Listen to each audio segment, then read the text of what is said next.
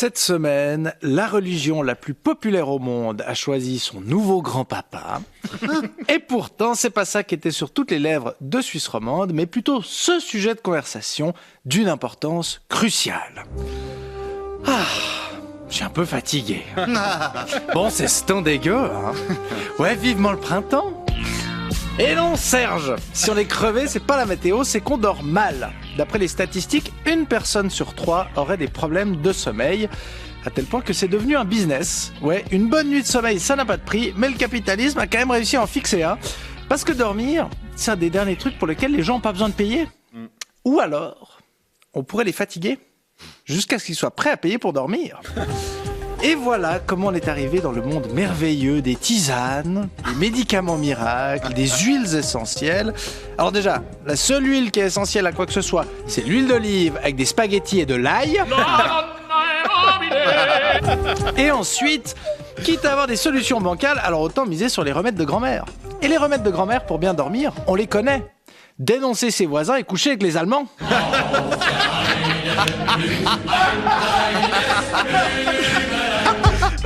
Et puis au milieu de tous ces conseils pour mieux dormir, c'est quoi le seul qu'on a retenu ? Faut éviter la lumière bleue. Mais de quoi la lumière bleue ? Mais c'est quoi ? Faut pas regarder Avatar avant d'aller dormir ? Bon, moi, dans le doute, j'ai acheté des verres contre la lumière bleue. Hein, mais à mon avis, le seul qui dort mieux depuis, c'est mon opticien. Alors qu'en plus, on sait ce qu'il faut faire pour dormir. Rien. Mais oui, mais c'est trop compliqué de rien faire aujourd'hui. Il y a trop de trucs à savoir. Faut savoir qui va se faire éliminer de Koh-Lanta. Faut savoir qui va mourir à la fin de la saison 3 de White Lotus. Faut savoir si Michael Youn va réussir à les tuer, tous ces bons hommes rouges, dans la pub pour l'Astoire. Ce jeu mobile, hein, où faut absolument abattre tous les gens qui veulent traverser les ponts. Alors que même si le jeu est fake, il suffit de pas changer d'objectif toutes les 3 secondes. Tu tires pour avoir une meilleure arme, puis après, tu vises le grand personnage avec plein de vie, et quand il est mort, tu retires sur les armes. Ah, désolé, fallait que ça sorte. Bref, il faut tout savoir parce qu'aujourd'hui, on peut tout savoir. Bah oui, tout est sur la table de nuit de notre téléphone, alors on scrolle, on pianote, comme si on jouait la symphonie de notre épuisement 2.0.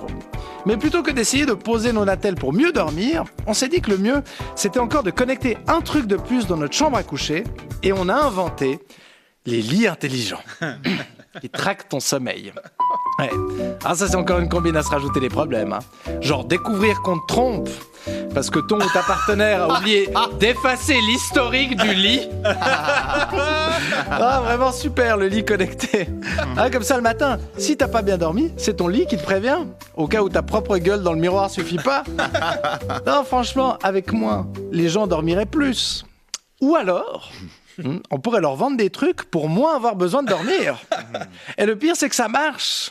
Bah oui, chaque année, on dépense des centaines de milliards en café. Si vous aimez pas le café et que vous vous appelez Kevin, il y a le Red Bull. Et si vous aimez pas le Red Bull et que vous vous appelez Léopold, il y a le maté. Oui, le marché du moins dormir est énorme. Rien que les cosmétiques anti-fatigue, c'est 17 milliards de dollars. Le PIB de Malte. Oh, on pourrait racheter Malte, hein, puis aller se poser au soleil et pas payer d'impôts. Je pense qu'on aurait moins besoin d'anti-cerne. Hein. Et même sans racheter un pays, imaginez 17 milliards croisés avec les recettes de grand-mère.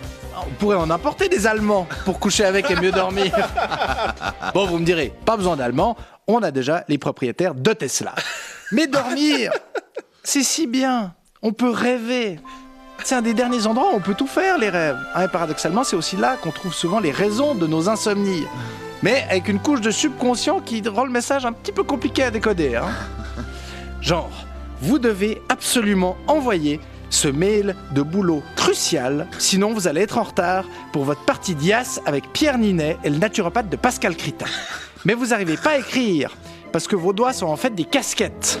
Finalement, vous envoyez le mail, mais vous avez oublié la pièce jointe, vous la cherchez de votre ordinateur, jusqu'à ce que vous découvriez que la pièce jointe qu'il faut joindre, c'est votre chambre d'enfant.